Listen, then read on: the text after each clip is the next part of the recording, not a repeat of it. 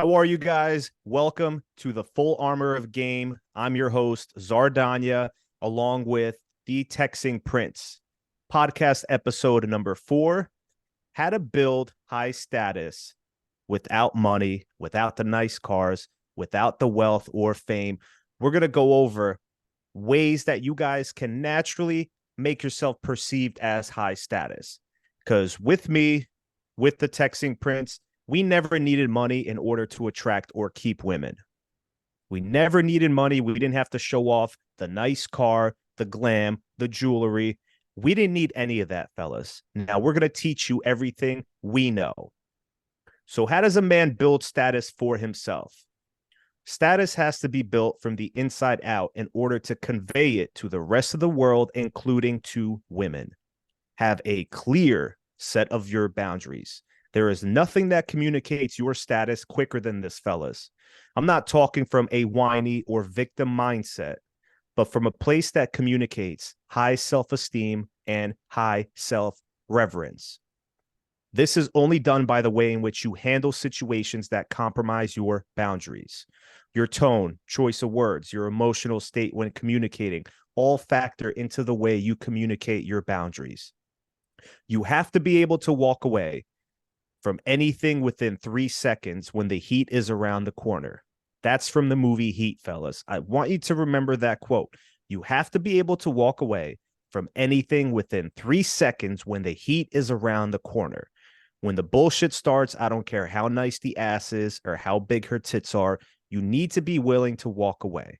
I have, and I always do, and the Texting Prince does as well. We live by this principle.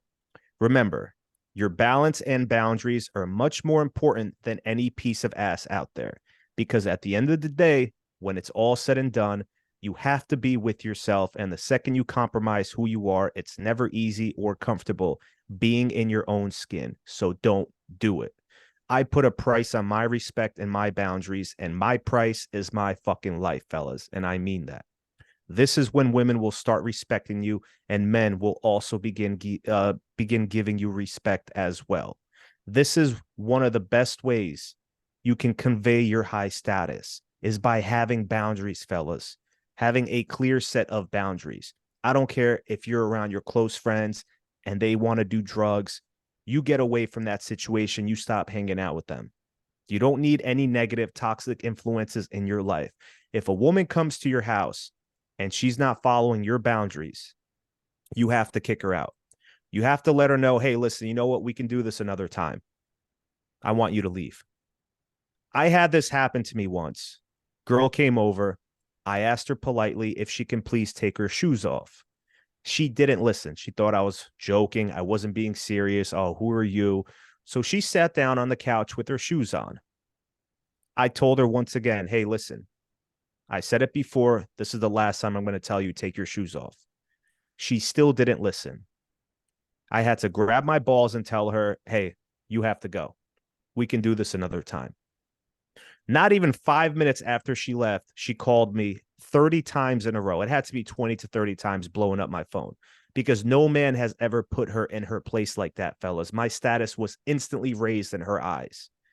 So you need to be a man that has a clear set of boundaries, and no one can cross them.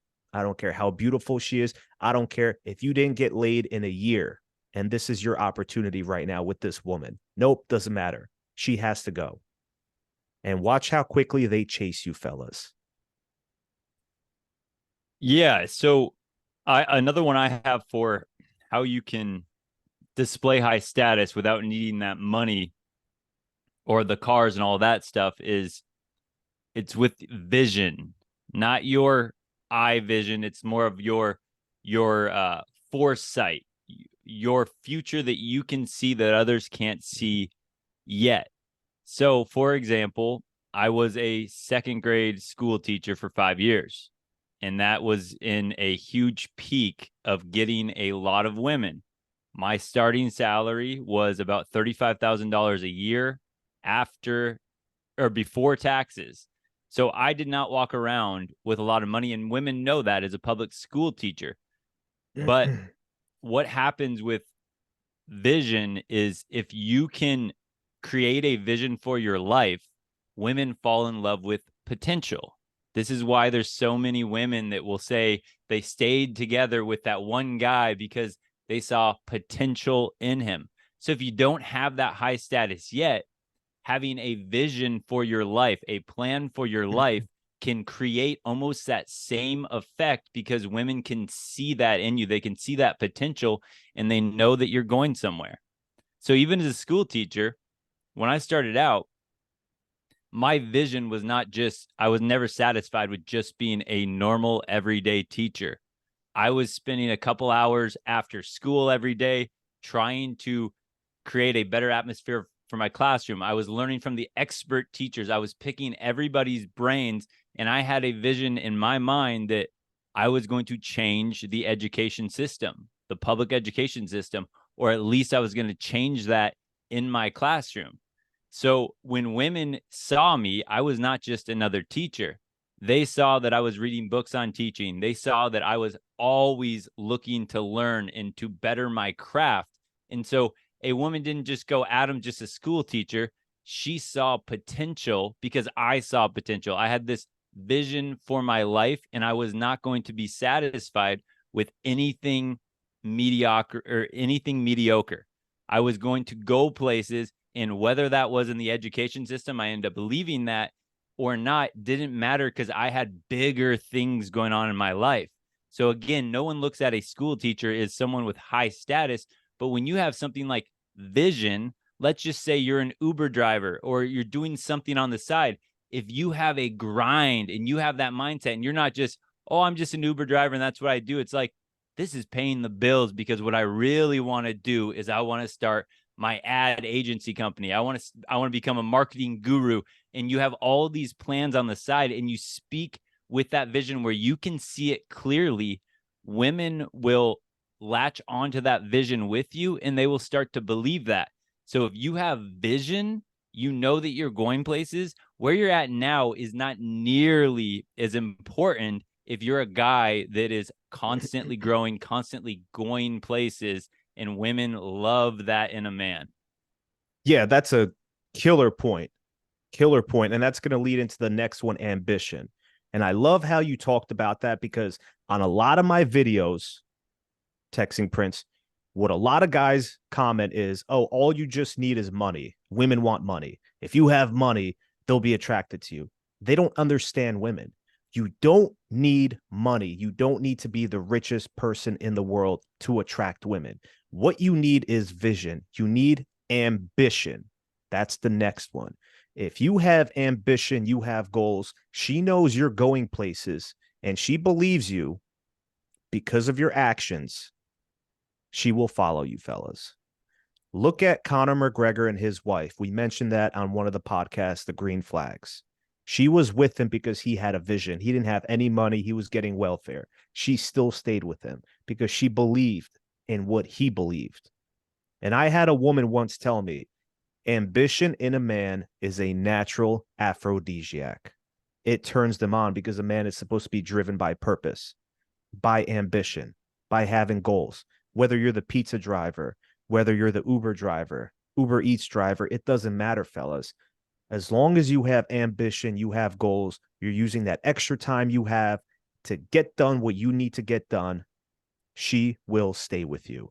But if you're that bum that's not evolving, not doing anything in his life, has no vision, no woman is going to want to stay with you. She might temporarily, but why would she when she knows she can get the guy that can provide her stability?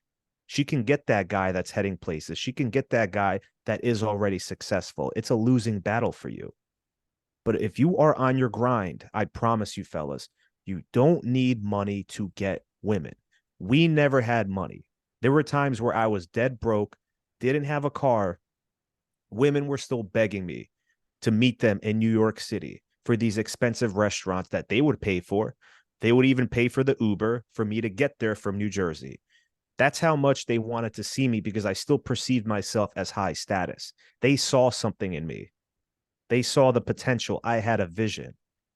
I had women that invited me over their house to sleep over. They made me dinner, made me coffee the next morning, breakfast, gave me a massage, everything, fellas. I didn't have $1. So for those men that say, oh, you just need money, you don't. That is a negative attitude. I want you guys to have a vision, like Texting Prince said, have goals, write them down, have ambition. If you're on your social media too much, you're wasting time, deactivate it. Deactivate it, set yourself a goal, time frame where you're going to get whatever it is you want to get done, whether it's a website, a business, doesn't matter, fellas. Something that can bring you in money long term. Yeah, I got one that branches off of that as well. I put you're always learning, and that pairs hand in hand with that ambition, and also with being a man that has potential. Is if you're always willing to read books, to learn, to take courses, to take programs, to enhance your expertise in a field that you're excited about, that is highly attractive to women. And another example is, I remember sitting with the second grade teachers when I was, back teaching. And I remember we were preaching reading so much, to, teaching kids how to read, reading so important, always reading books. I remember there was a time we were all sitting down at lunch, me and the other teachers, and kind of laughing. It was kind of like, wait, what's the last book you've read? And I remember we kind of asked that question, and the teachers around me were like laughing, like, oh, I don't really read for fun. I do enough reading in the classroom.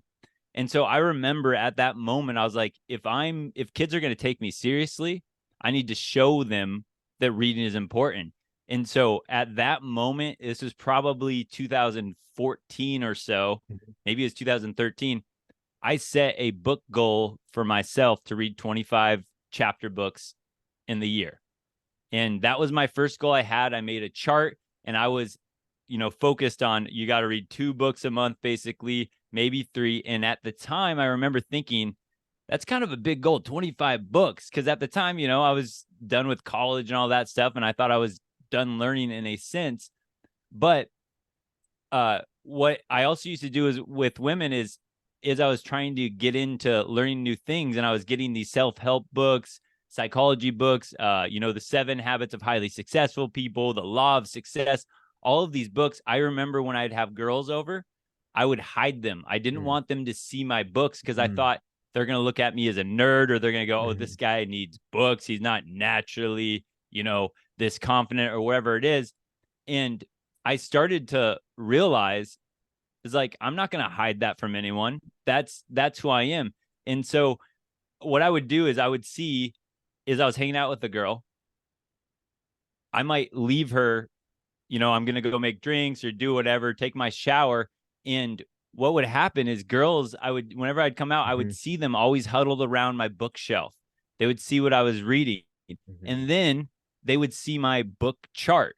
And so it started with a book goal of 25 books. I knocked that out the first year.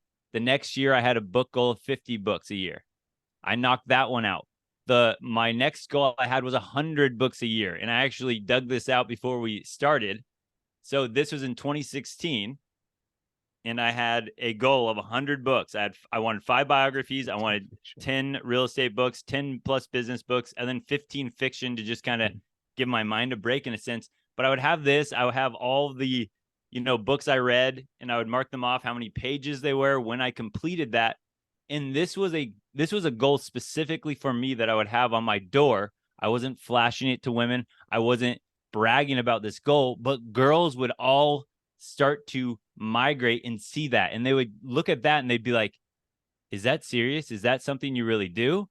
I was like, yeah, I'm motivated. I have this goal. I want to finish these.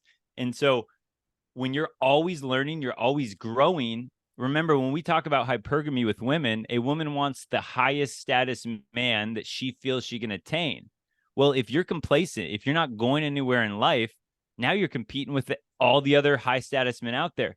But when a girl sees, this is Adam, or this is Czar, and he might be here right now, but this guy, I have no idea. His potential is unlimited in a sense, because he's always growing. He's always looking to improve. That's the type of stuff that women would look at me in a different light when they would see something like that. So if you're, stuck right now, pick up books, pick up programs, things you want to learn and get better at, and invest your time and energy into that. And that will reap rewards far more obviously for yourself, but you will start to see people around you look at you different. When I have buddies that would come over and they would see my book goal, again, I would never brag about this. Guys would have no idea. And they would be like, is this for real? I'd be like, yeah, man, this is what I love to do. Like, I want to learn. I want to get better.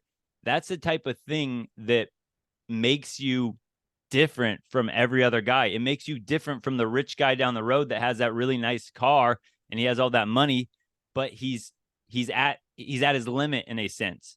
What does he have? Well, he's got the car and he's got the money, but what else does he have? Does he have that learner attitude? Does he have room for more potential than that? So guys, if you're sitting around, you don't have a lot of money yet, start working on yourself, start learning, start improving. I always, no matter where I'm at, I have a couple books in my car that if I ever get somewhere I'm early, I pull out a book.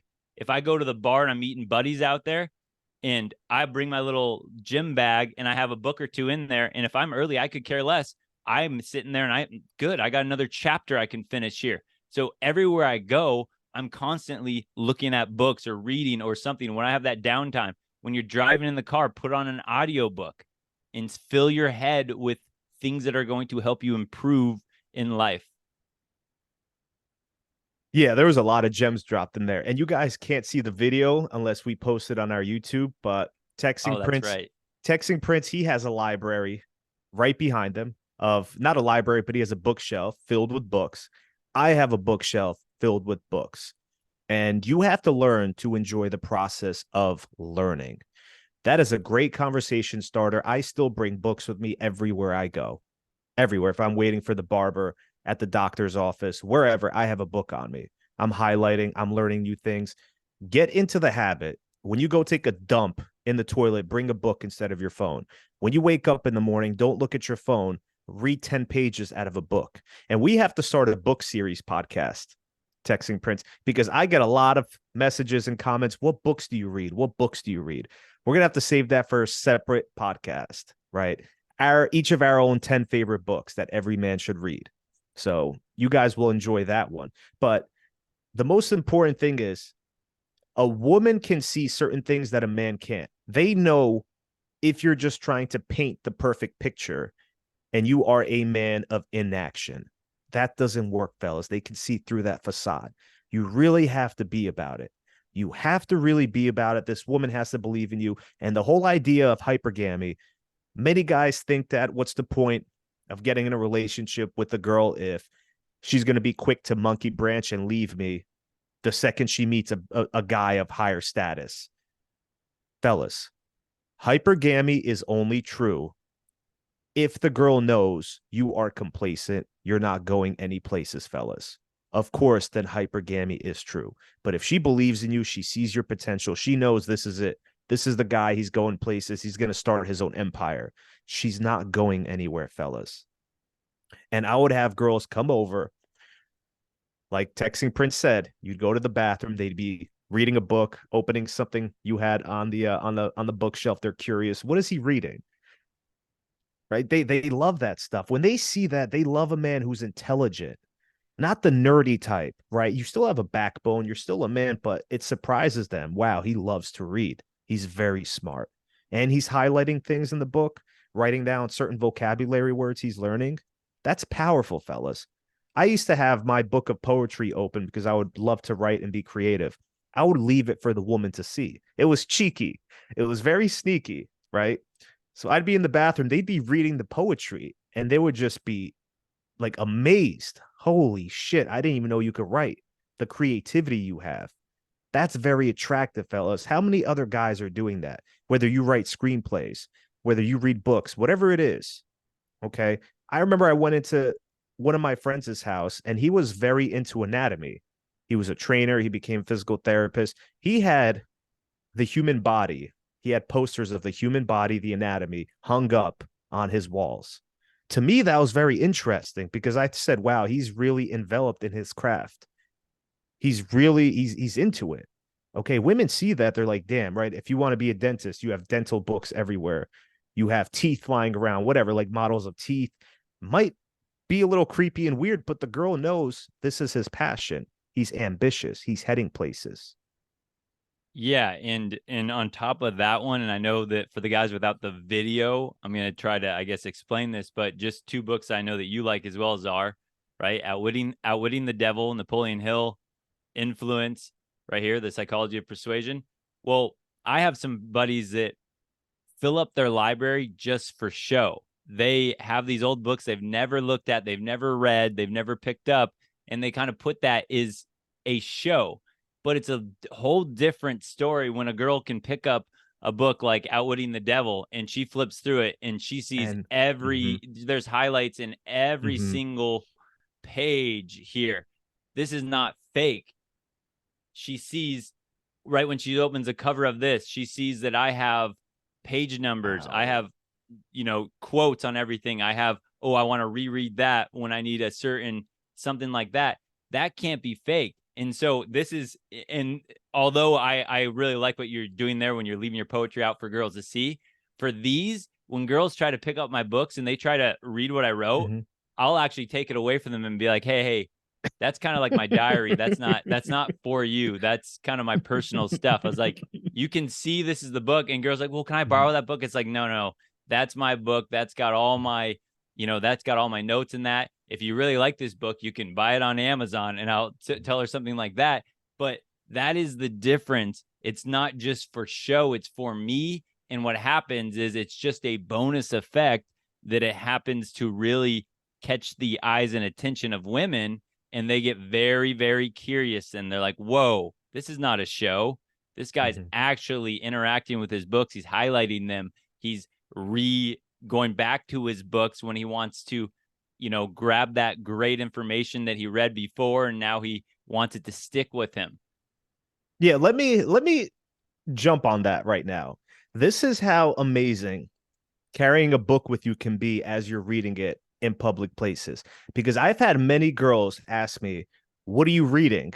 And you know me being cocky and funny, whether she's a blonde, a brunette, I always say something along the lines of how to pick up blonde girls at the library. Right? She starts laughing. Oh, I'm reading how to pick up blonde girls at the library. I want to know if it's working. Right? And then you come up with some cheesy line. Now she's laughing. So it's a great conversation starter, fellas. I have used that line so many times, whatever she is, right? She's a brunette, blue-eyed, blonde hair if she's Polish, right? How to pick up Polish girls at Starbucks, so they start laughing, make it specific to the situation. But that's a great key point. And I remember Andrew Tate saying he doesn't read books, who reads self-help books or books are for losers. Let me tell you guys something. Not everyone is intelligent like he is, who was born with that. Some people enjoy the process of learning. And yes, certain books are a waste of your time. I agree. But the books that me and Texting Prince have, these are solid. These are books that will change your life. We teach you about the psychology of women, of men, human nature, because we've learned this in books. Influence, the power of persuasion. Do you realize you can apply that to women as well? Do you realize you can apply that to everyday life? Whether you have a business, how to persuade people, to know whether you're being manipulated and persuaded. These books we tell you, there's a reason why we tell you to read them. It's not just like 50 Shades of Grey for shits and giggles for your enjoyment. So remember that, fellas. Yeah, and one last point, and then I know that you can, bring up your next one. Is when you're in scenarios like, again, when I was a teacher and when I decided to start this Texting Prince business on the side as I was still in my last year of teaching, I was, in my classroom all day long. And then straight after, I'm going to Barnes and Noble to read, to learn, to pick things up, or at Starbucks or whatever, a coffee shop. And I'm sitting there reading, and I always have two different colored pens in my hand because I'm highlighting, I'm writing things in my book. And so, yeah, there's one avenue. It's like when you're at the coffee shop or the bookstore, you can strike up conversations with women. But a lot of guys do that and they don't actually have any read. So it kind of comes across as phony. Some guys go to bookstores just to pick up women. But when I'm sitting in there and there's girls that I, have seen me in Barnes and Noble, focus, headphones in, reading, writing down something in my book, or at the coffee shop and I'm sitting there reading, highlighting my books. Now, when a girl actually, like, my eyes, whether it's a girl or a guy or anyone, when I see someone reading a book, my mind is always like, interesting. What are they reading? And so that natural progression makes it very easy then to start conversations, because I can look at a book, and I've read so many dang books now that if there's an author that I know, or even the subject, I can easily, naturally start a conversation now, because I'm like, dang, that's a good book. I love the second half of that book. And then it's not fake again. You're the guy that's just there, and women happen to be around you. And now you have a natural way to start conversation, rather than twiddling your thumbs at the bookstore looking for a girl to hit on. And then if she asks you, well, what books do you like? And you are fumbling, you have no idea. It's, again, not congruent. It's fake to her. But when you're naturally reading, you're naturally learning and improving. Now you have so many ways of connecting. I'm on the, whenever I'm taking a flight somewhere and I'm pulling out my book, now there's people around me that ask me, hey, what are you reading? Or I look at them and I see their book and I'm like, oh, what's that about? And now it's very natural for me. And I'm kind of like, is that interesting? Tell me a little bit about that. I want to know if I want to read that book. But it's not fake. It's legit. And that's the difference, that congruency factor, that women are really, really good at sniffing off on men. So when you surround yourself in that type of environment, it makes it very, very easy then to naturally start conversations with women, or just in general with people, to develop your social skills. Yeah, this is the last point on this, fellas. We can go on and on about this. But when you have a book in your hand, you're into it, you're reading it, and you see a cute girl sitting next to you, she's also reading a book, you guys can steal this line from me, okay? Because we're giving you some gems here. I would always ask the girl, what are you reading? 50 Shades of Grey? And they would instantly start laughing.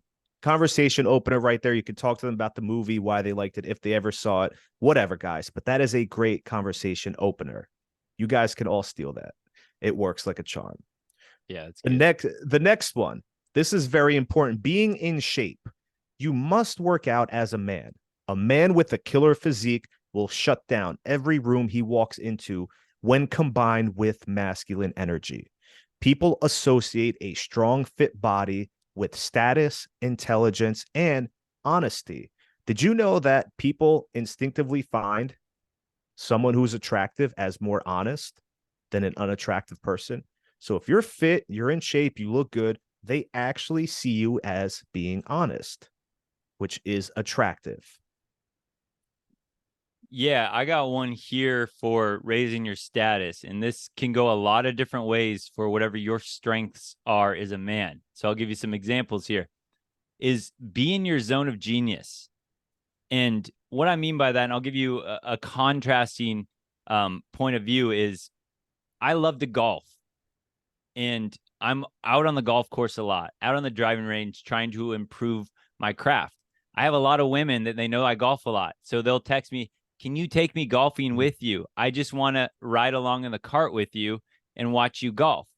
So when I go to my local golf course, I have never golfed with somebody randomly that is better than me. My brother is a great golfer. My dad's a great golfer. But when I get randomly paired up, there's never a better golfer than me at my local course yet. I mean, I'm sure they're out there, but I've never golfed with one. So when I bring girls now along with me on the cart, so she'll just sit in the cart. I'll let her walk out to the greens and pretend like she's helping me read the greens or whatever. But, we'll be drinking beers in the carts, having some fun, listening to music. Now it's my turn to tee off. And I'm in my zone of genius there. So I'm hitting a good shot down the fairway. And the guys around me golfing with me are like, wow, what a great shot. The girl doesn't have to know anything about golf, but the reactions around me, she starts to go, this guy's good. And so you become high status in your zone of genius. So when I'm golfing, right, there's a couple holes down, I make a birdie, make a couple pars, and I've had this multiple times. Guys that are just randomly golfing with me, they look at me like, are you a pro? There's like a professional tournament coming up. You should register. And the girl's hearing all of this. And now she's looking at me like, whoa, I thought that was a good shot, but he must be really good. She's watching all these other guys make bad shots, duff it here and there and all that. And my zone of genius can be golf. So she sees me successful at something. We can still have fun. We can party in the cart. And then I go out and smack a great drive. And she's like, ooh, that's impressive. I'll contrast that with I love all sports, but I stopped playing baseball in about 6th grade. I have a lot of buddies that are great baseball players. You know, they were high school baseball players, college baseball players. And so we'll have some softball leagues randomly where they might text me, "Hey, Adam, we need an extra for the softball team. Do you want to join?" Now, I'm not a great baseball player. I enjoy the sport, but I'm not great at it compared to everyone else. Do you think I ever invite a girl to come watch my softball game when I'm one of the worst players on the team? Absolutely not. So that's an example of, if you find your zone of genius, you can actually get girls to come along for the ride, and they see you in that zone where you're excelling and you become high status without the money, without the fame, without all that stuff, because your peers around you talk you up just on their reactions. Oh, what a great shot. All of that. So that's another example of find your zone of genius, and you can bring women into that with you.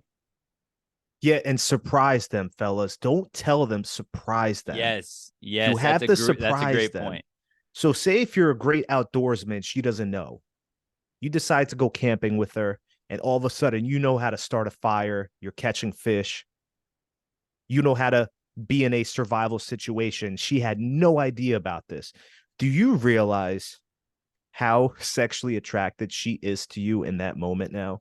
Your status has now risen. Become an expert in a field. Doesn't have to be all fields, fellas. Become an expert in one thing, but also be fairly good at everything else. At least be fairly good at everything else you do. You don't have to be the best, but be the best at something. And do not tell her. It's always best to surprise her. You never want to brag to a woman. So if that girl asked, texting Prince, "Oh, are you a pretty good golfer?" He probably would have responded with something along the lines of, "Well, I'd say I'm okay." Right? I'm not. Yeah, That's exactly what I say. I'm like, I'm all right. I go, yeah. I'm not bad. my dad still kicks my butt, but I'm all right. Yeah, I'm And not. I'm not bad. Right? yeah, exactly. And then Mhm. another thing on the golf course, this happens naturally too, is when other players see me doing really well, I'll have guys after 4 or 5 holes and they go, "Hey, can you look at my swing and give me a few pointers?" Mhm. And or I'll watch them putt and I'll be like, "Man, I could help them out with just this little tip." And now I'm actually instructing these men, these older men. A lot of these guys I golf with are older than me, and they're looking at me like, "Wow, thank you for that." And now I become an authority figure on the golf course, and it wasn't something that I planned to do, but that is, Mhm. you are the highest status person in that entire area, and women pick up on that. They notice that. And this will lead into the next one beautifully. Having a good network of positive friends and also girls that like you pre-selection. That instantly raises your status when you walk into a room, fellas. That's why I tell guys in my attraction course, pick at least 2 or 3 bars that you like going to, your go-tos. Be friendly with all the bartenders, know their names, know the managers' names, the employees. When you walk in there with a girl, when you're out on a date with her, all these women are saying hi to you, the bartenders, the men that work there. Do you realize how much your status has raised that moment on? She doesn't even know who you are. Now she's wondering, how does he know all these people? You don't have to tell her I come here every time, but it raises your status, fellas. Learn to communicate with certain important people. Always remember their name. I can't stress that enough. You have to remember people's names. It means so much more to them, and they will remember yours.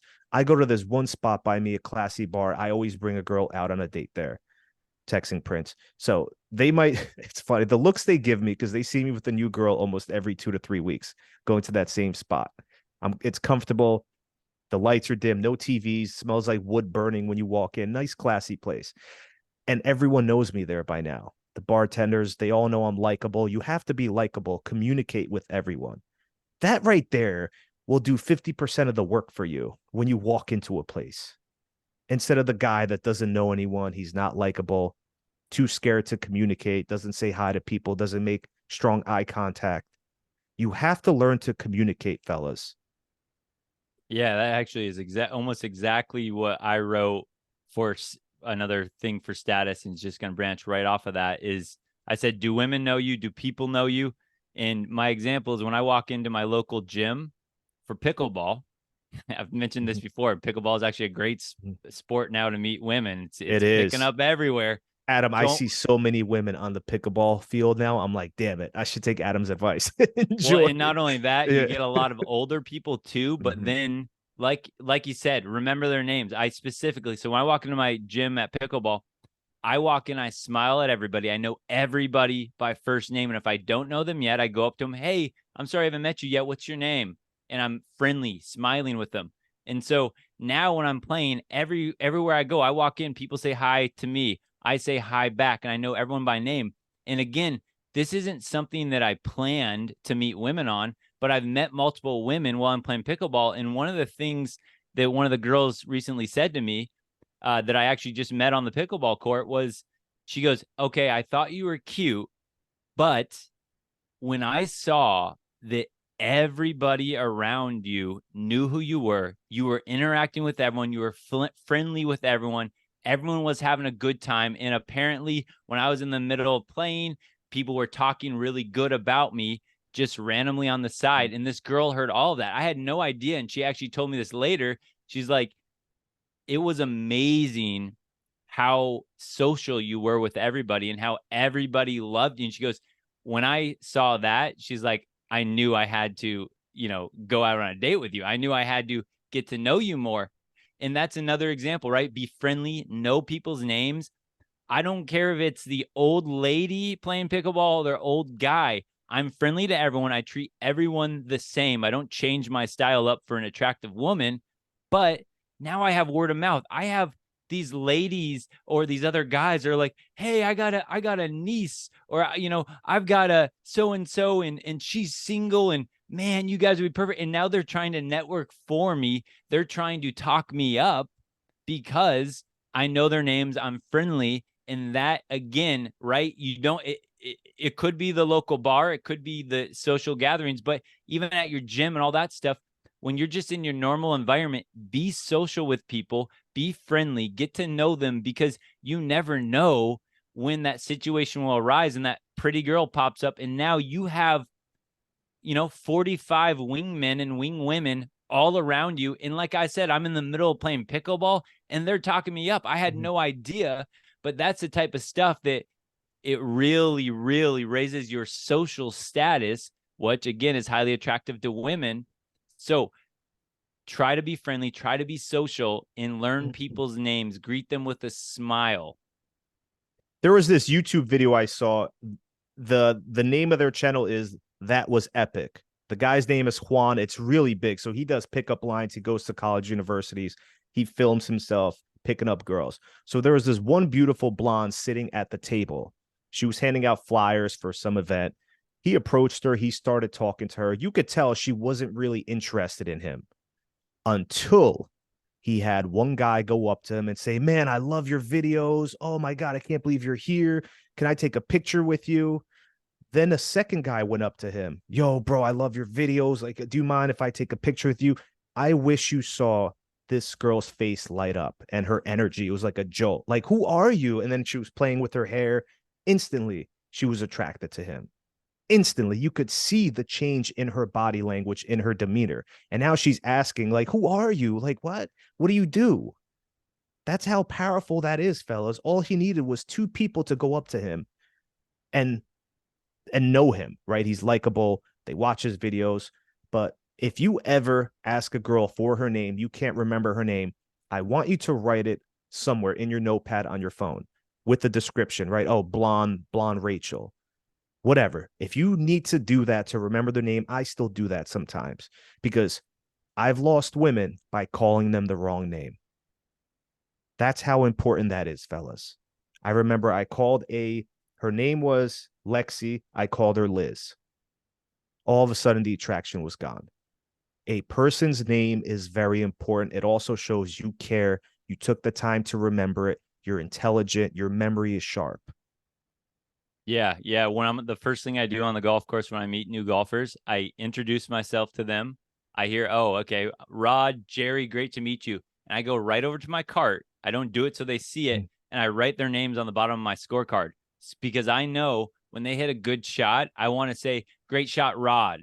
I want to use their name. Everyone loves hearing their name, and you have an Mhm. instant likability factor when you remember people's name. That's their birth name. That's what they're known by. So it feels really, really good. It's so much more personal when you say, besides, hey, nice shot, and you go, hey, nice shot, Jerry. And they're like, oh, wow, okay, that feels friendly. And I know that too, because when guys say that to me, great shot, Adam, I'm like, oh, he remembered my name. And it's like that instant, I like this guy.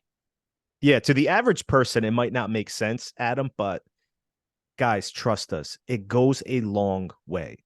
Remember a girl's name, remember a guy's name. It's communication skills 101.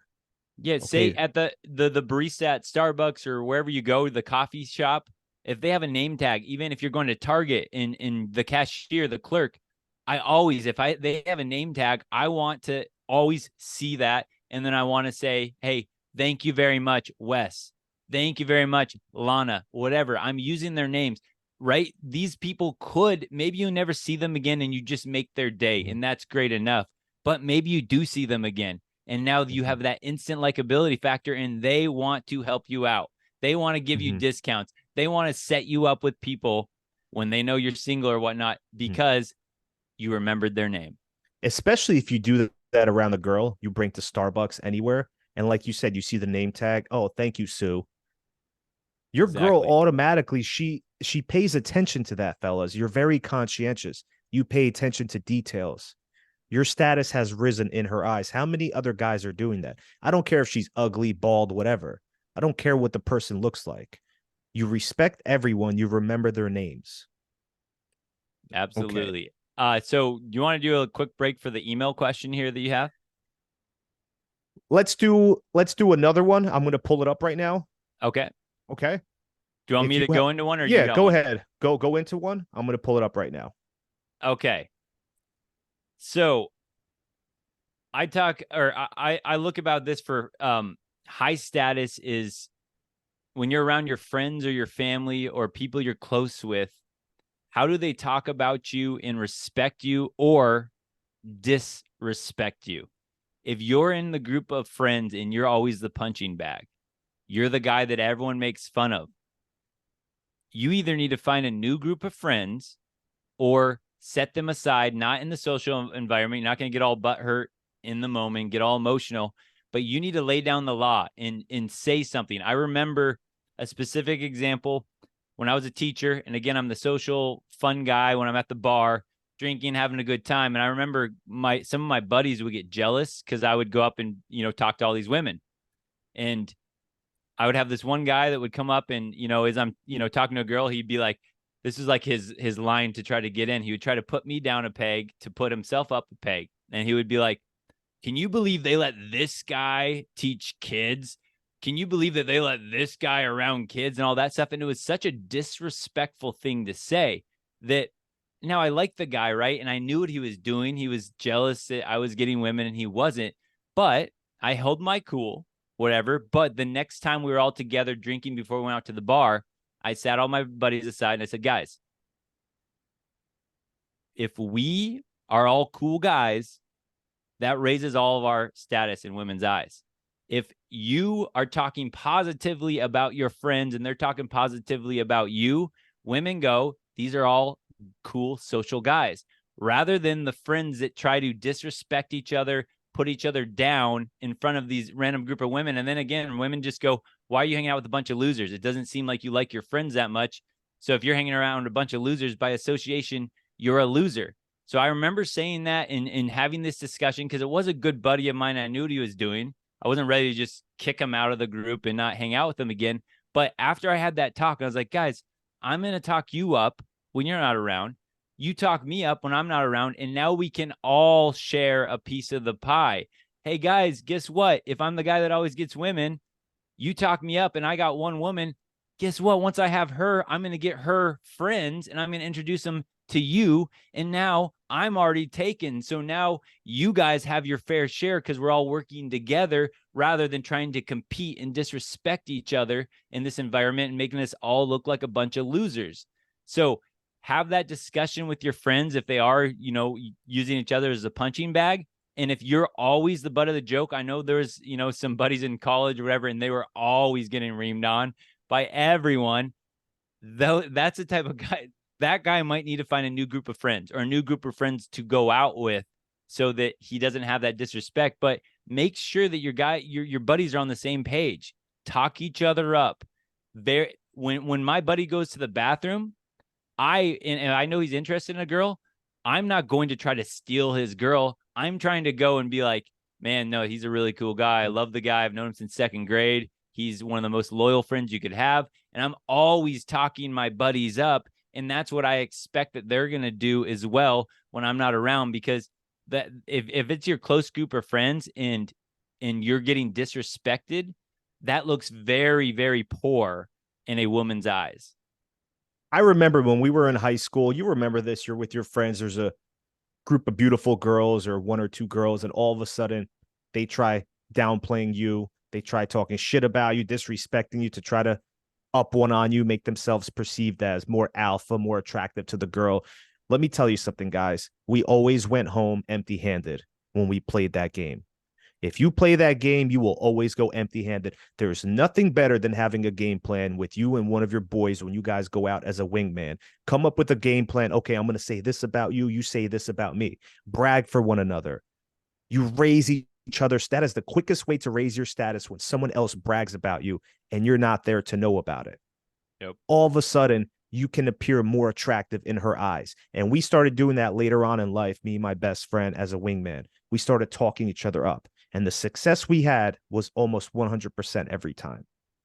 Every time. Don't be that guy that talks shit about one of his friends just because there's a beautiful girl around. That is beta as fuck, guys.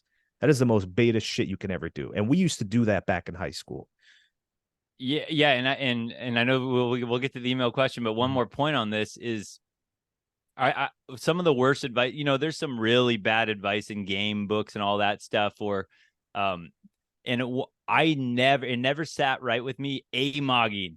You try to find the alpha male of the group and one up him. So he shows, so that women look at you as the alpha male in the group. I think that that's all backwards.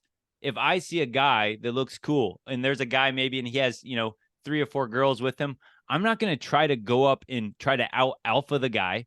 I'm going to befriend the guy. Mm-hmm. I'm going to butter him up. I'm going to talk positively about him around these other women. I might even be like, dude, you got awesome biceps. What do what do you do for your workout? And I'm going to try to butter this guy up, because then when you befriend him, he now wants to share his group. He wants to let you in because you're not that threat of trying to compete with him. If you want to go around trying to out alpha every guy, go ahead, get good luck getting in a bunch of bar fights and all that other stuff.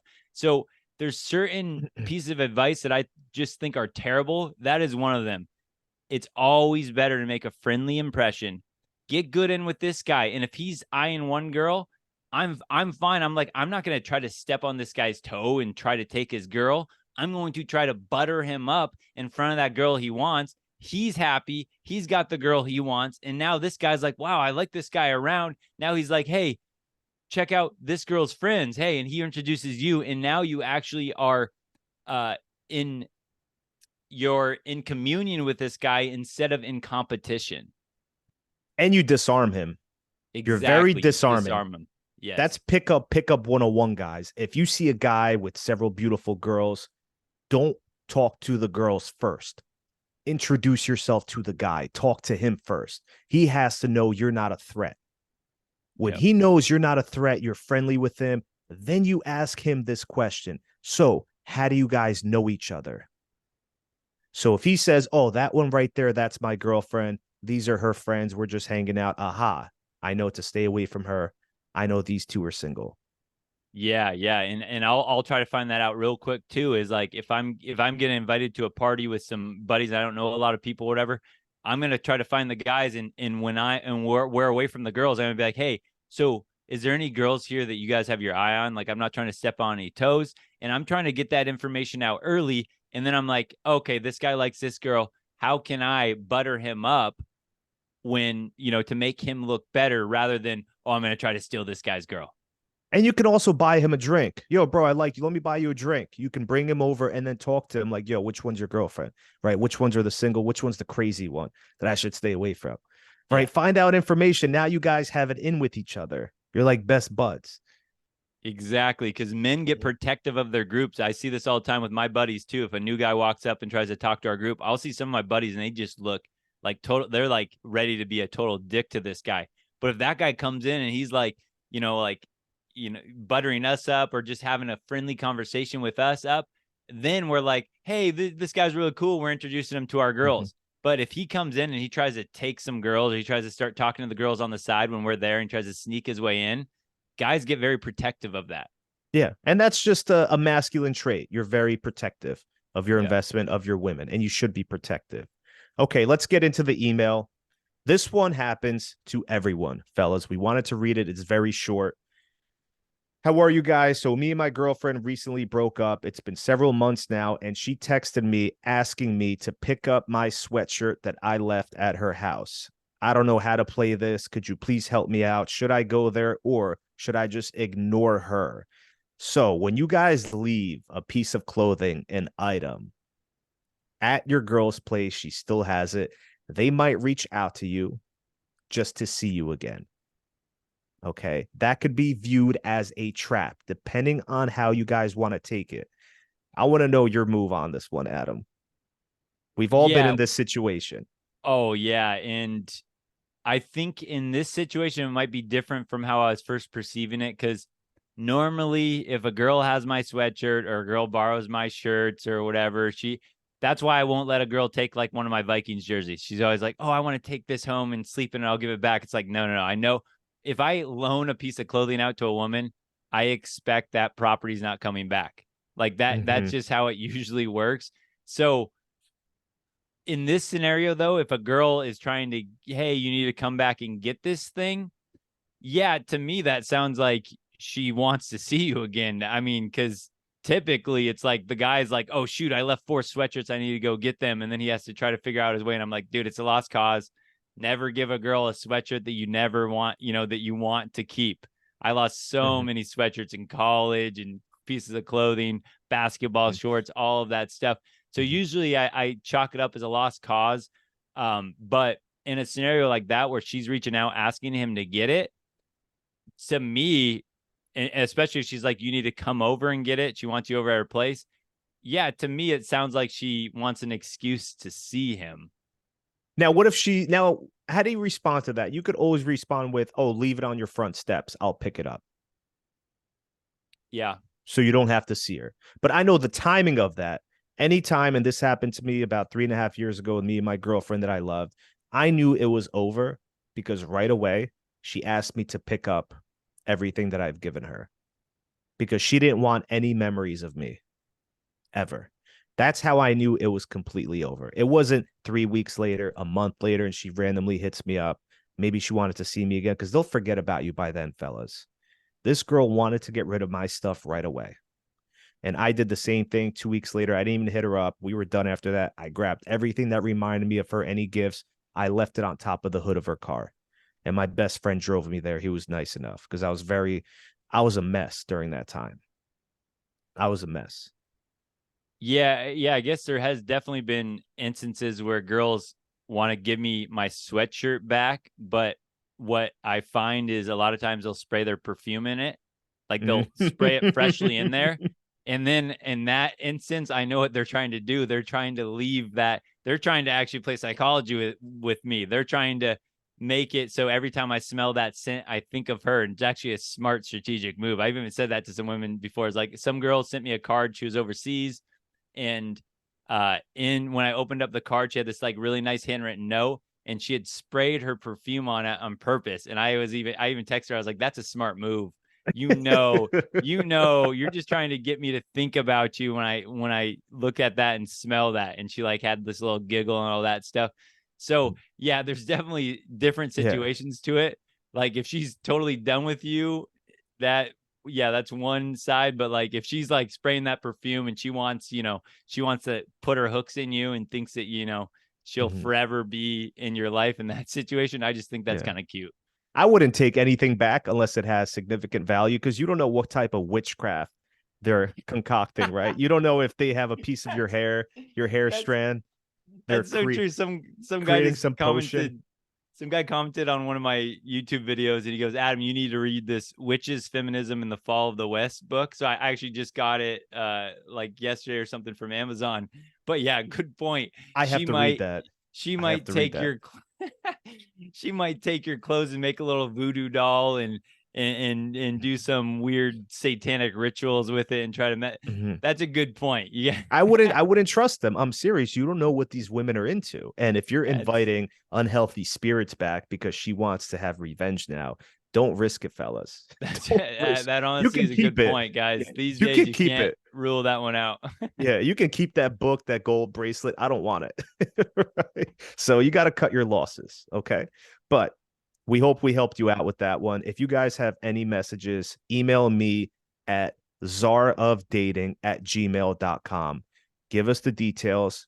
We will go over it during our podcast. And you could also email Adam, the texting prince. At support@textingprince.com. That's just me. It's not like you're not going to get some like I'll see all the emails. So if you send me an email as well, and we will try to go over your situation, try to give you a little helpful advice when we do these Yeah. podcasts. And make sure you follow us at Texting Prince on Instagram, at Czar of Dating on Instagram. Follow us on YouTube as well, at Czar of Dating, at Texting Prince. And we also have our own websites, fellas. If you need help with anything, you can Texting yeah. www.textingprince.com. Lots of information. I got lots of free stuff up there. I got lots of great courses and programs as well.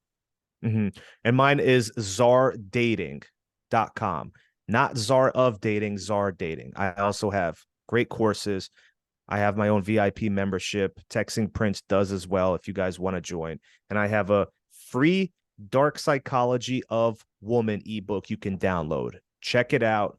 I break down the dark secrets of women. Okay, so next one. Body language. Body language, fellas. Body language is close to 70, I'd say 73% subcommunication. Everything we do is based off of body language. So in order to raise your status as a man, when you sit down, fellas, take up as much space as possible. Don't be the feminine guy like Will Smith. There's a picture of him and Jada Pinkett where her legs are wide open, her chest is out, and then Will is sitting like the feminine one, legs crossed. He's not taking up any space. You will look feminine if you have Will Smith's body language. You have to learn to take up space, fella. Shoulders back, chest out, legs spread open. You are a dominant man that is conveying high status. When you are walking, shoulders are always back, chest out. You're looking a little bit above the horizon when you're walking. Stop looking down at your phone like a fucking droid, fellas. Be very observant of your environment. And alpha is always conscientious. He sees everything, fellas. You have to be like a fox and a lion. A fox is witty and intelligent. He knows how to avoid traps. You can only do that if you are aware, very observant, and conscientious. Pay attention to the way you are walking, your gait, your body language at all times, fellas. Yeah, and only one. I just want to add one thing because you had mentioned great things to that is eye contact. So when I'm walking, my eyes are straight forward, and I'm looking to make eye contact with everybody that I walk by. Yeah, there will be women that will give you the signs. If they give you eye contact, maybe they look away, but they look back at you. That's a good sign she likes what she sees. Women won't put the eyes on you twice like that if they're not attracted to you in some way, because they know that that usually is a sign, hey, come open me, come talk to me. And women will not mistake that if they're not attracted to you, because they don't want to send a message to a guy that, they don't want to, that will pester them. But another thing, and you'll see this a lot in the gym, and when I'm walking down, if there's a guy too, I'm locking eyes. Now, I'm not giving them a stern look in my eyes. I'm locking eyes. I'm giving them that eye contact. And if they hold eyes with me, we give each other the head nod. Now, what you'll find too is what a lot of guys, and I'll see this, I'll walk down and I'll see a guy make eye contact and he immediately looks downwards.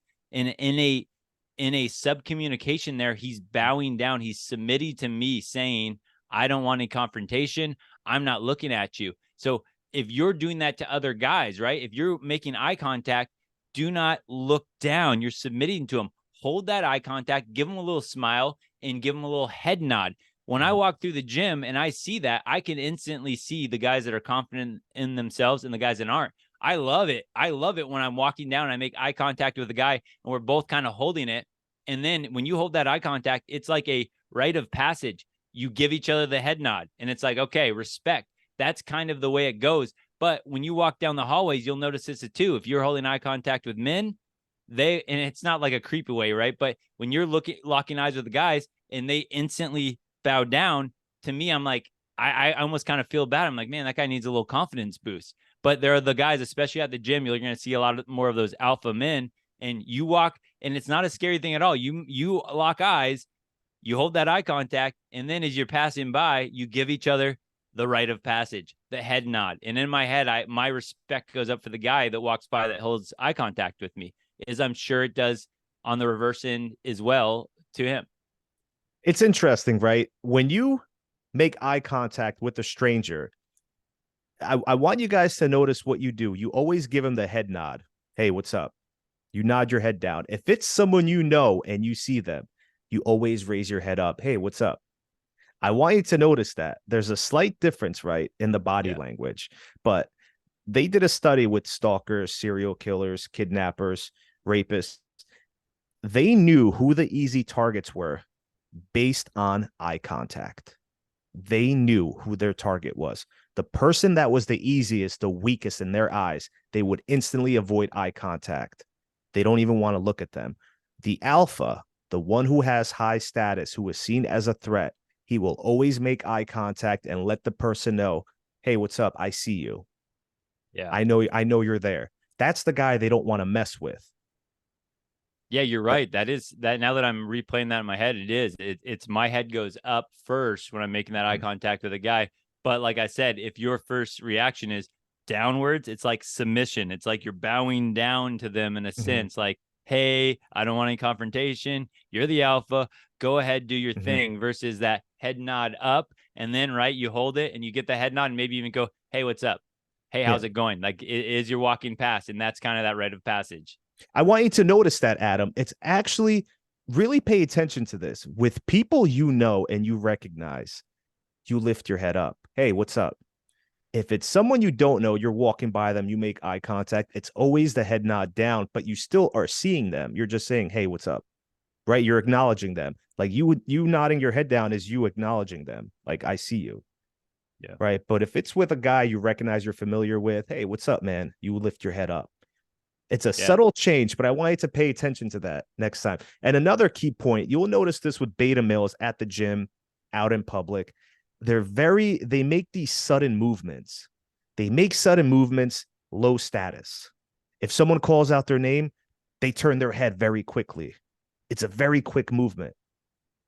The alphas, the men of high status, everything is slow, methodical. If someone calls my name, if I hear something loud drop on the floor, very slow. Even if you're around girls, they'll notice this. If they call your name, don't be so quick to jerk your head. Slow movements. That is very alpha. That's how you can also raise your status as a man, because the beta males, they're very timid. They're always jittery. They have these sudden movements. They walk very quickly. Methodical, fellas. Everywhere you walk, it has to feel as if you are walking with purpose. Yeah, good point. So another one I have here is the way to show high status. Well, I guess in a sense, this is a way to show low status, is talking about anxiety.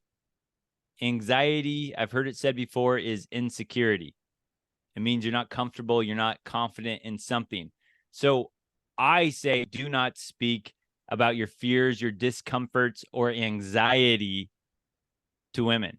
If I have a problem or an insecurity or of some sort, I don't put that burden on women or that burden on other people around me. That's my own thing to deal with.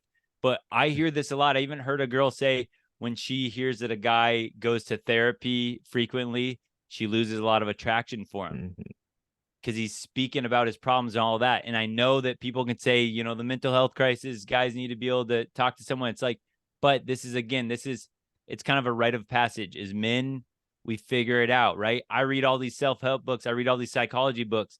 If I have something going on, I will figure it out. I'm not going to blast my discomforts or insecurities on women. I'm not going to blast anxiety or whatever it is on other people or women around me. That's, I think, a quick way to come off as low status. And also self-deprecating humor. Don't be the guy that says, yeah, you know, I'm just unlucky and no one likes me and I can't get any girls. Oh, I'm so fat. I need help. I'm on antidepressants and I have a little wiener, just won't grow. Never have self-deprecating humor, fellas, unless if it's a way where you're teasing her. And I'll give you an example. So sometimes a girl will test you. I had this happen to me on the car ride back from our date. There was this awkward silence in the car, and she stops and she says, "How big is your penis?" And I look at this girl. I didn't think she was being serious, right? I teased her back. I said, "On a good day, 4 inches." Right? Self-deprecating humor. That's okay. I'm not seeking her validation. And she said, no, seriously, how big is it? Because I can only feel anything if it's 8 inches or more. And I said, okay, I'm being serious. It's the size of a Tic Tac. It's small, but at least it'll freshen your breath, though. That is the difference. You see how I'm saying that, fellas, cocky and funny. I'm not seeking her approval. I'm not jumping through her hoops. But don't be the guy that's a Debbie Downer, just negative. Yeah, I suck at everything. I'm not really good at that. You should be good at everything you do, even if you're not. Don't tell a girl that. That's lame. That's low status. You'll figure it out, fellas. Men have to be like cats. No matter what height we fall from, we're always going to land on our feet. It's okay to go to therapy. Just keep it to yourself. Your woman doesn't have to know that. No woman has to know that. That's your private life. And majority of you guys still don't get it. No one gives a shit about your problems, and neither does she. No one gives a shit about my problems. No one gives a shit about Adam's problems. No one. Only your mother will love you unconditionally. Stop treating your girl like she is your mother, or she will start treating you like you are her man-child. And no woman wants to sleep with her child. I don't care if you think it's politically correct to tell a girl what you're going through and sharing your weaknesses. I don't care. Women will act like they support you in the beginning because women are compassionate, they're feminine, they're loving, they're nurturing. But at the same time, I care about results. I care about what they respond to on an internal level. They will lose attraction for you.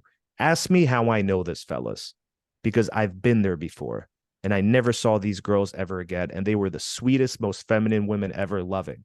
It didn't matter. Doesn't matter who it is. They are repulsed by weakness.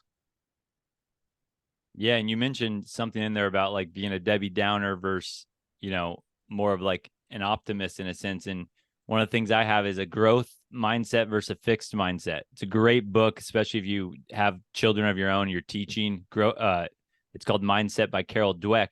But there's two types of mindsets. It's the growth mindset or fixed mindset. The growth mindset welcomes challenges. The growth mindset has an attitude of, I can do this if I work hard enough. If I try hard, I will get better at this. If something comes at me I'm not expecting, I do not freak out and I don't go, oh, I'm screwed. Everything's going down everything's going down the drain. I'm in trouble. I go, all right, this is a new challenge. This will be fun. And yeah, it's kind of a trick your mind type of thing. But when you have that attitude where you're willing to tackle new things, new challenges, and you can see the optimism in situations rather than you're just fixed. The fixed mindset's more of that pessimist. I'm not any good at it. I'll never be good at it. It's that growth mindset. Some of you guys listening to this podcast might go, oh, this is too much work. There's too much to learn about women. It's like, have that growth mindset. Go, yeah, you know what? Maybe my results with women haven't been great yet. But if I try, if I learn, if I practice, I will get better. And that type of attitude is so contagious, whether you're with men or women. You want that person beside you that has a growth mindset, that something comes up and they're not scared of it. They just go, this will, this might be an interesting story or a learning moment, but I'm not freaking out. I'm excited. I'm welcoming out. Bring it on. Something happens I wasn't expecting. Ooh, didn't expect that. All right. Well, what can I learn from this? That type of attitude will get you very, very far with all people in life and just in general in life. And it goes back to one of the first points we said, enjoying the process of learning. The guys that I love teaching in my VIP membership, those are the ones that are hungry, that can't wait to learn more. They love it. Doesn't matter how long it takes them.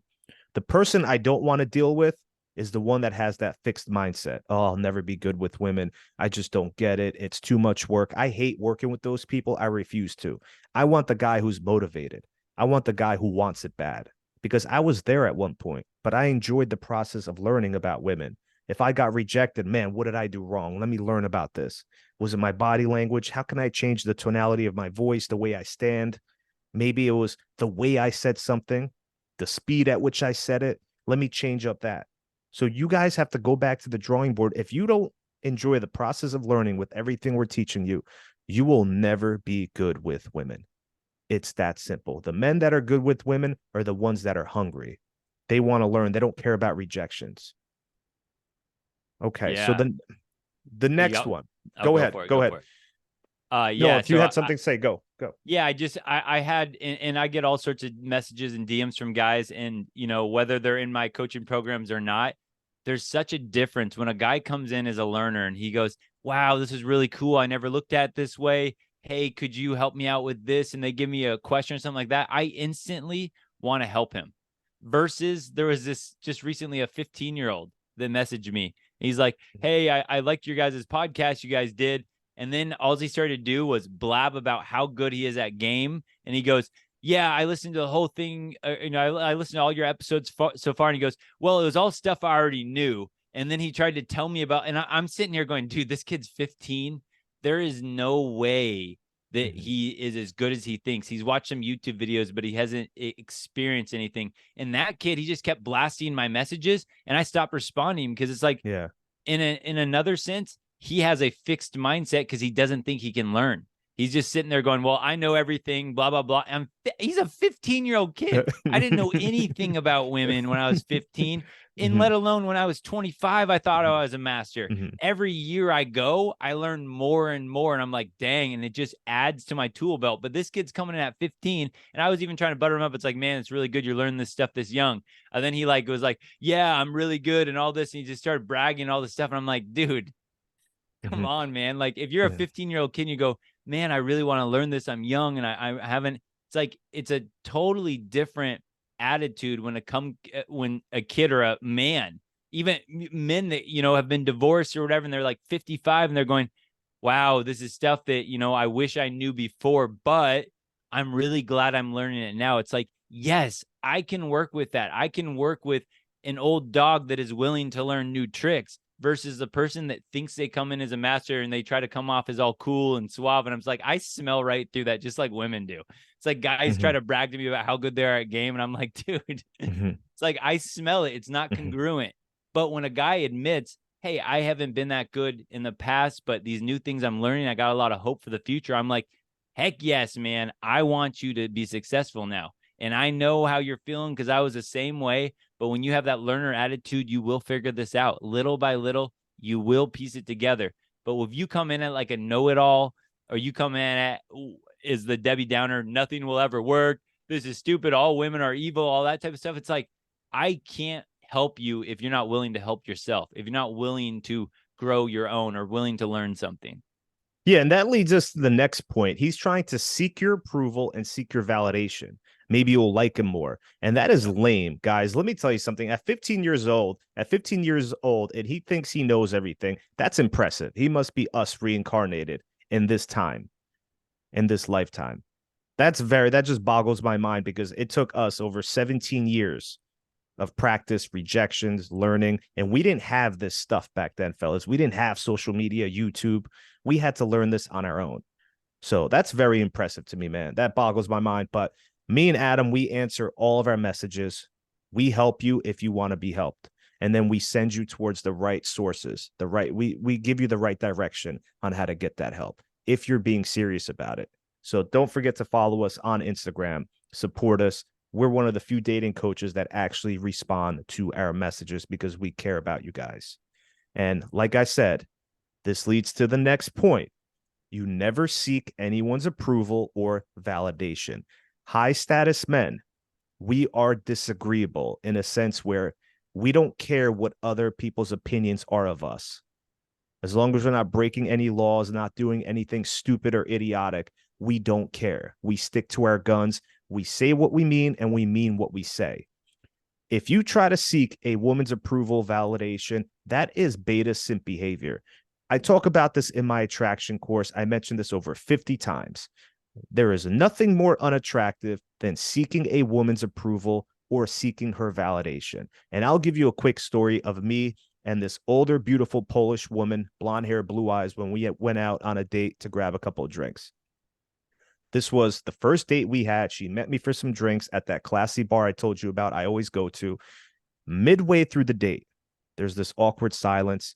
She decides to ask me my opinion on Donald Trump. What do you think of Donald Trump? Usually I avoid politics like the Black Plague, but during this night, I had no fucks to give.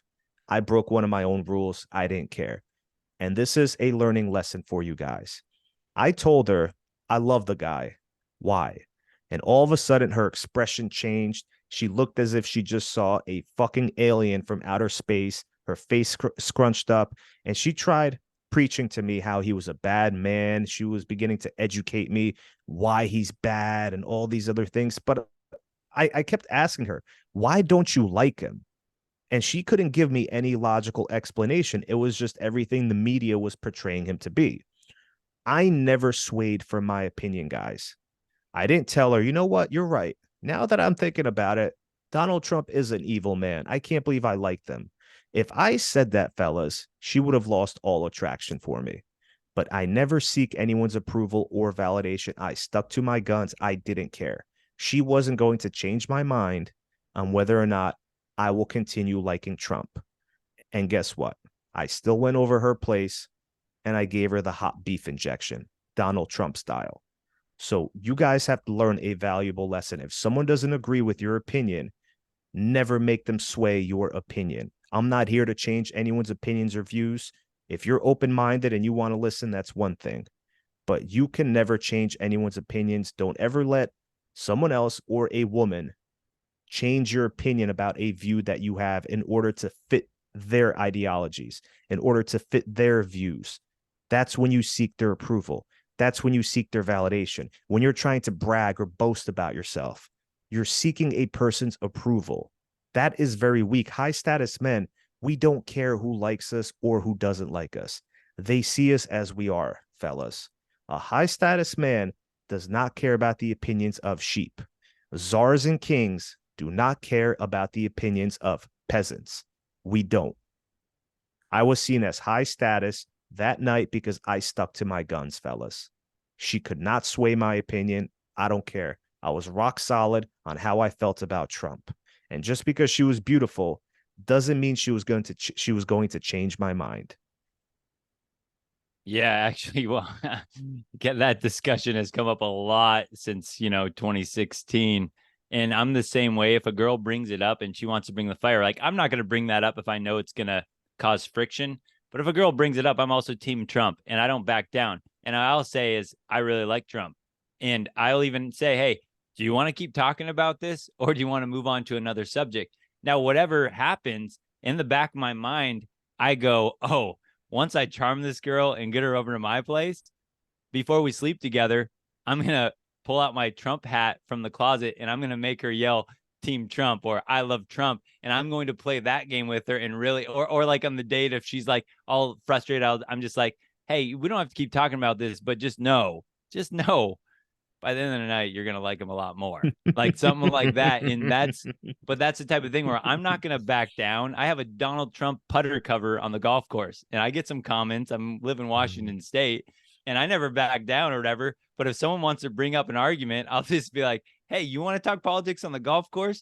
And if they're all, whatever, I'm like, hey, I can play this game. I'm friendly about it and all that stuff, but I'm not going to back down. If someone goes, I don't like your putter cover, I go, I like it's kind of fun. Look at it. It's like, I'm not going to back down, but you can also nuance it as well in different ways to kind of make it, still a little fun environment, because some people just get so rattled by stuff like that. Yeah. I have a Donald Trump muscle tee, Trump 2024. I wear to the gym, and you'd be surprised how many people come up to me and respect me for it and how much they love Trump.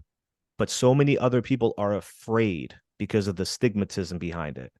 But me, you break social norms. Women find that attractive. He doesn't care. He's his own man. Wow. That's high status. That's sexy.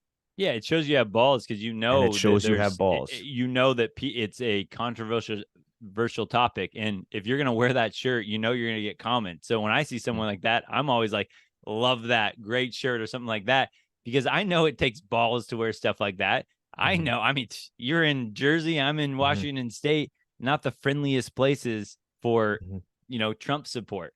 And I'll give you one last example of this. Say if you go out to dinner with your girl, you both had the salmon.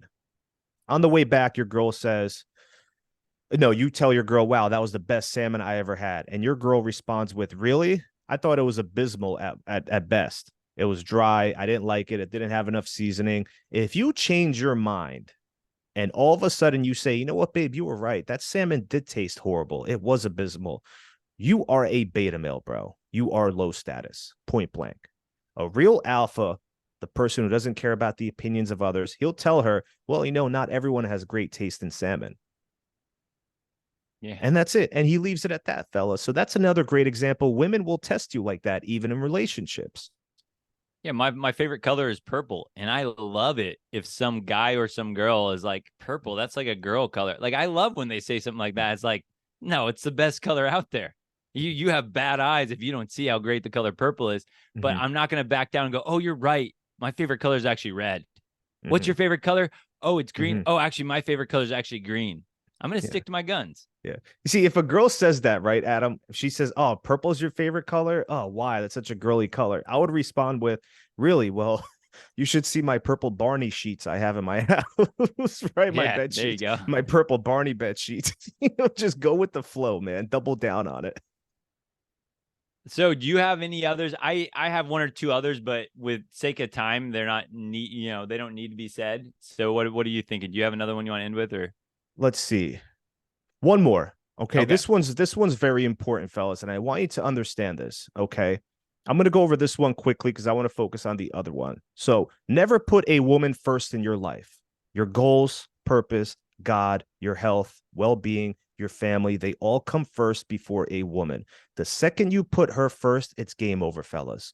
You're no longer high status in her eyes. A high status man will always put his goals, his purpose, God before her, because he can't take care of her if he doesn't put those things first. He can't provide for her. He can't give her stability if he doesn't put those things first. He can't become the best possible version of himself if he puts her first before his well-being, before the gym, before him staying in shape and being emotionally strong, physically strong, and mentally strong. So never put your girl first.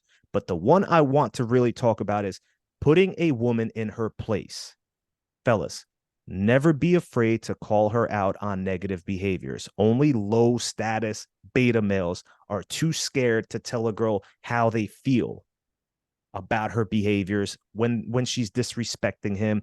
Women want a man who can put them in their place. When you hear a woman say, oh, I just need a man that can handle me, what she means is she wants a man who can put her in her place.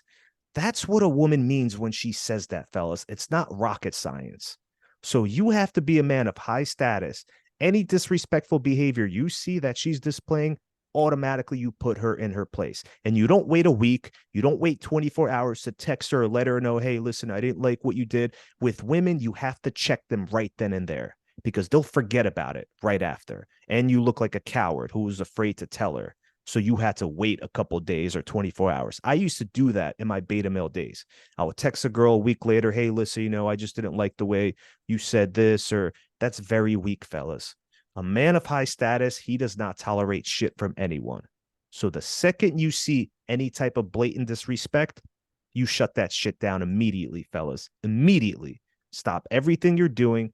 Give her that look, direct eye contact, and you tell her, hey, listen, you know, I don't mind you venting to me, but you're not going to talk shit or bring drama into this relationship. I don't want to hear you say anything disrespectful about anyone else.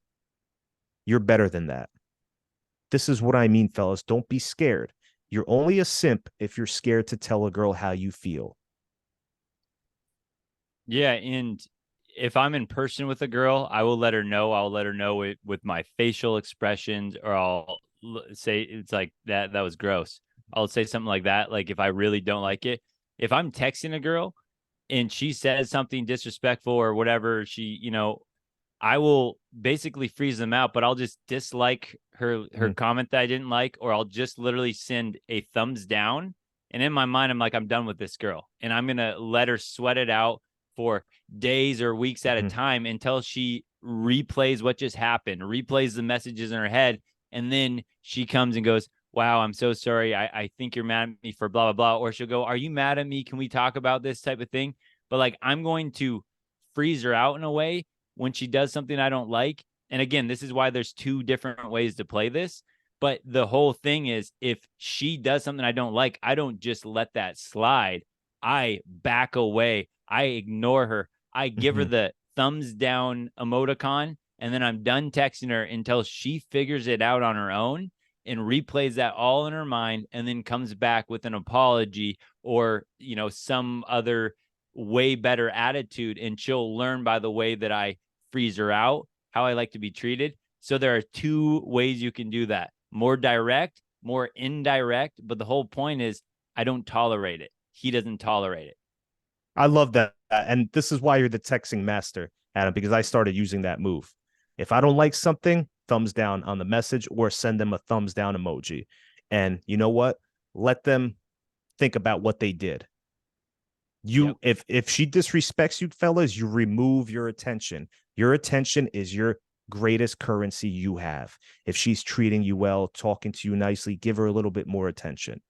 But other than that, you're absolutely right. I love that move. And I think there's a difference in timing. If she's not my girlfriend, I will let her know up front.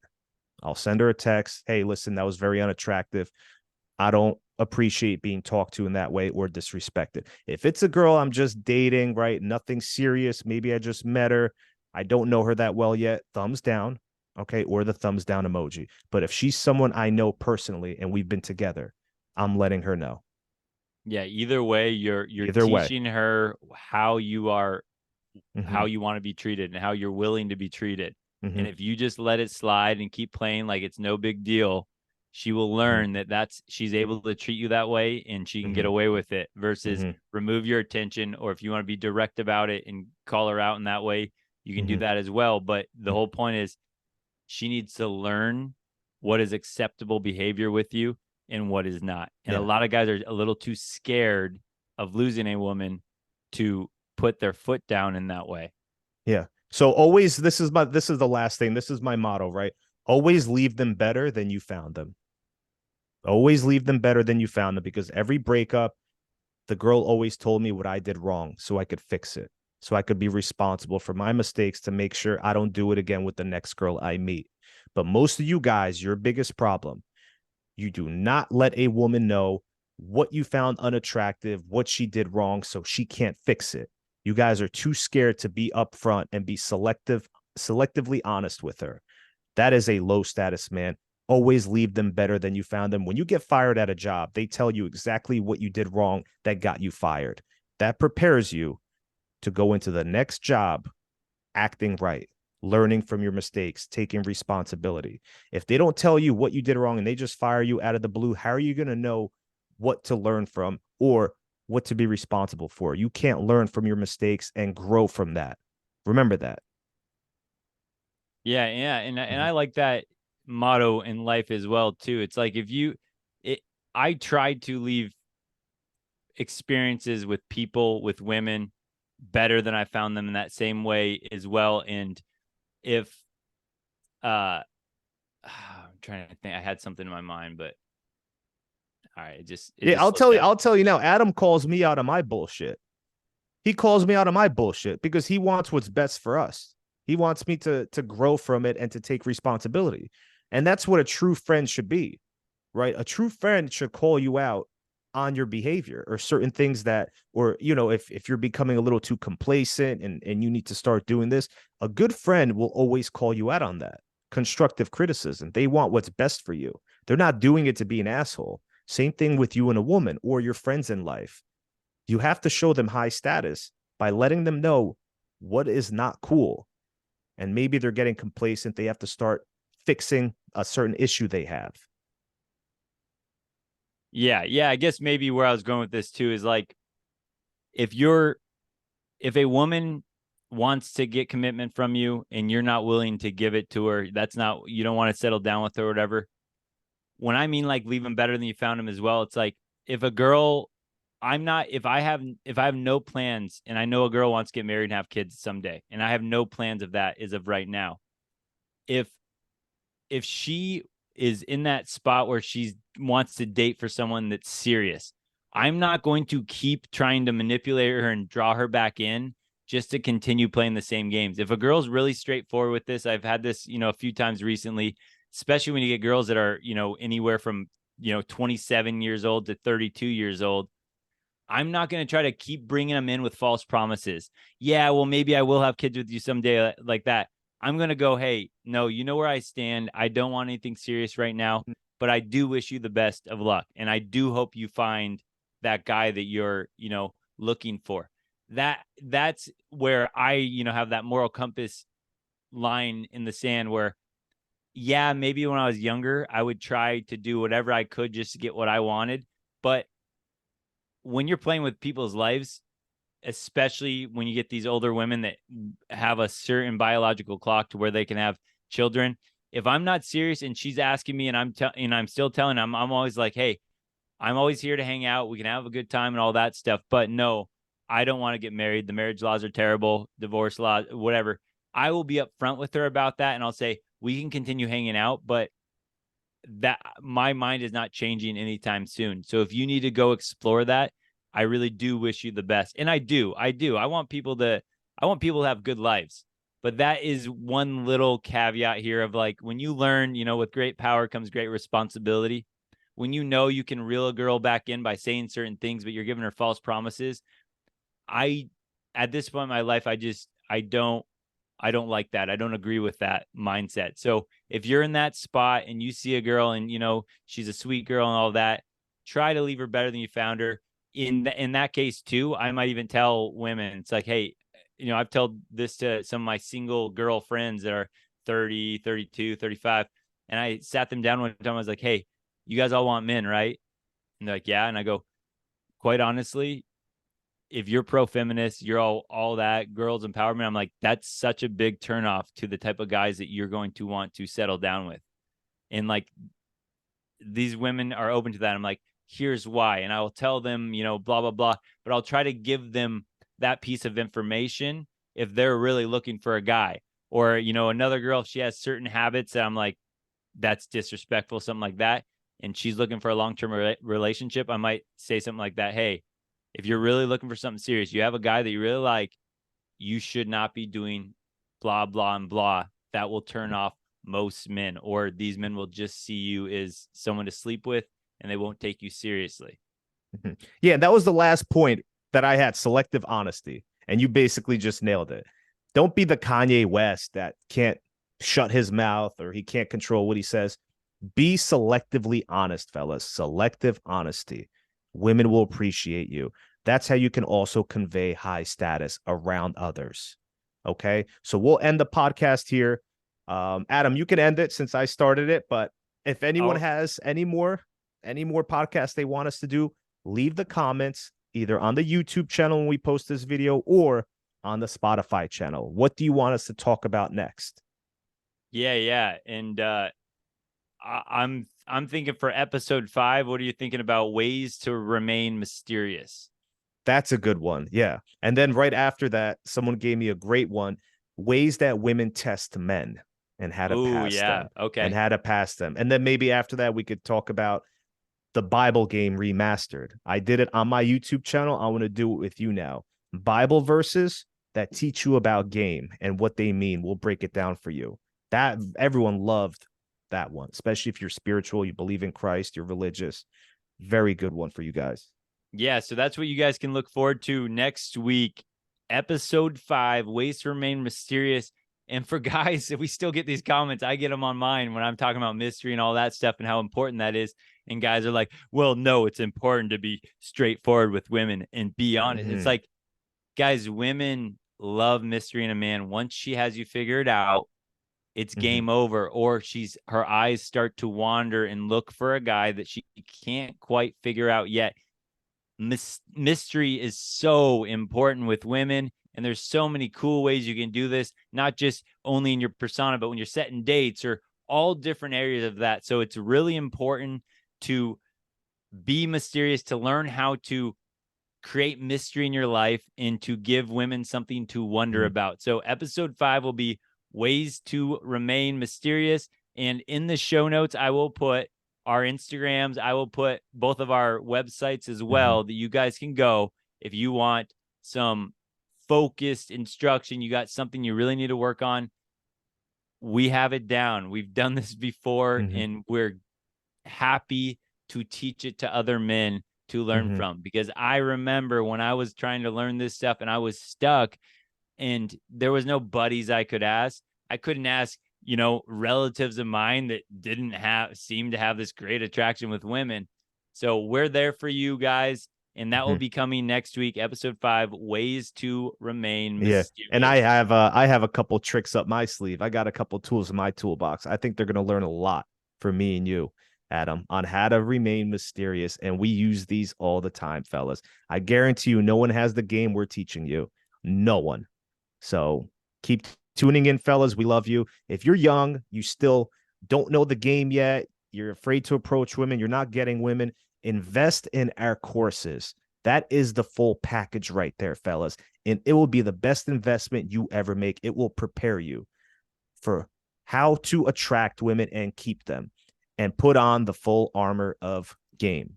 Yeah. And you know what? If you're old too, what a great experience too, because you'll have so much to look back on things you did wrong. And that's what I love too, is teaching guys is like, man, my last girlfriend, my ex-wife, I was not doing these things. I understand now why she lost attraction in this way or that way. So again, if you're a learner, you're open to new things, you will learn. We can help you, and we want to help you. So take care, guys. Thank you for listening. Take care. Thank you so much, guys, and support. Oops.